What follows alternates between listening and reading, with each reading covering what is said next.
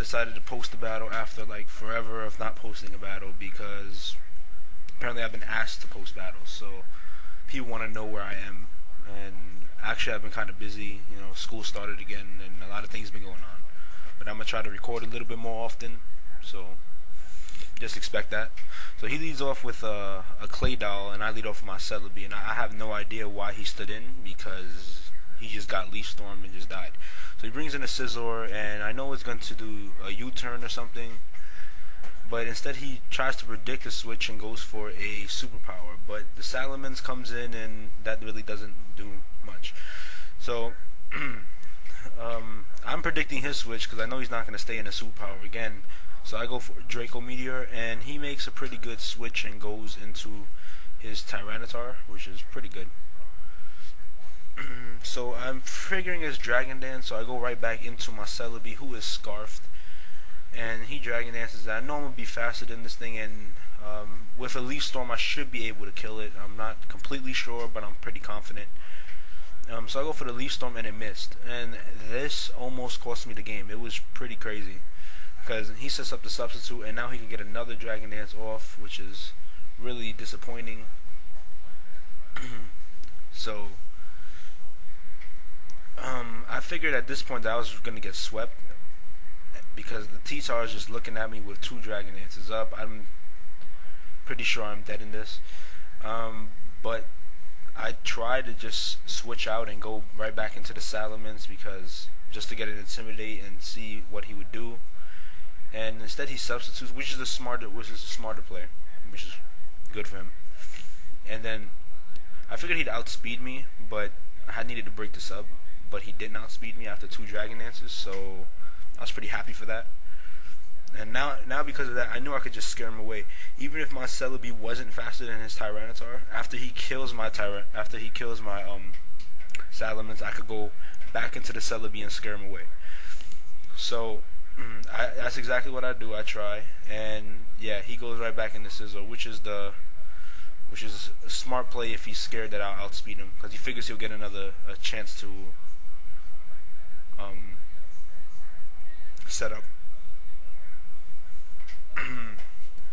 So I least him again because I figured he'd pursue knowing that I'm Scarf, but instead he U-turns, which is pretty smart. Either one would have killed me, and my Celebi is kind of useless at this point, so I didn't really need it as much. So he goes back into Tyranitar, and well, I'm not gonna give it any chance to set up again because that really just ain't happening. So I go into my Jirachi, which I know is going to force a switch, but I don't want to like over predict and then let him set up, so I just go for the Iron Head to be safe. And he probably thought I was Scarf, so he'd probably be able to set up his Pataya Berry agility thing, kind of Empoleon. But I Thunderbolt, which is pretty good, and it gets the para, so that agility meant absolutely nothing. So I don't want to give him a free attack, so I stay with the Thunderbolt. And he comes out with his Gliscor, which in the sand is really annoying. So he uses Earthquake, and I switch out to my Gengar, which actually has Levitate, so it don't really take anything at all. So I go Focus Blast because I figured to switch into Scizor or Tyranitar, and I figured that'd be my best chance, and I didn't think he had anything that would really threaten me. And I was right, because Ice Fang don't do much. So I just go for a Shadow Ball now, because I figured it'd do something.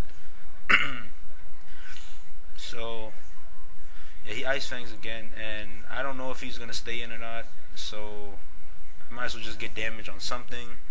So I just stay in the Shadow Ball, because if he tries to, play mind games, then he's probably going to mess up. So he goes to the Scizor, which is a good play, which is the play to make. So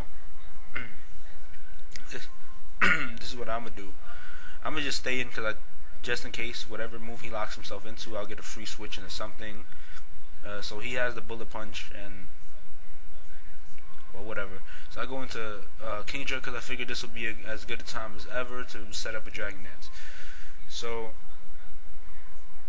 I see the Empoleon come out, and I'm like, hopefully Waterfall kills, or that's gay. So the Waterfall does kill, and I'm like, okay, cool. Now he's going to bring out something else. So he goes into Regirock, and I know this thing can live a waterfall, so I figured he would be exploding or something. But instead he seismic toss, which is good play. I don't think he has the explosion. He would have used it. I believe so. So I waterfall, and it's not gonna kill. It's actually gonna do just a little bit more than half, because Regirock's defenses is really beast and is ridiculous. So I'm just shooting mad water at a rock, which is pretty annoying. And he is gonna use protect just to try to sandstorm stall me out, which is really annoying because Kingdra is awesome and doesn't like to be stalled out. So I waterfall, and I know I'm gonna kill him, which is great and awesome. And I figure he'd go back into the sizzle just for the bullet punch kill, but there's no reason for me to really switch out at this point.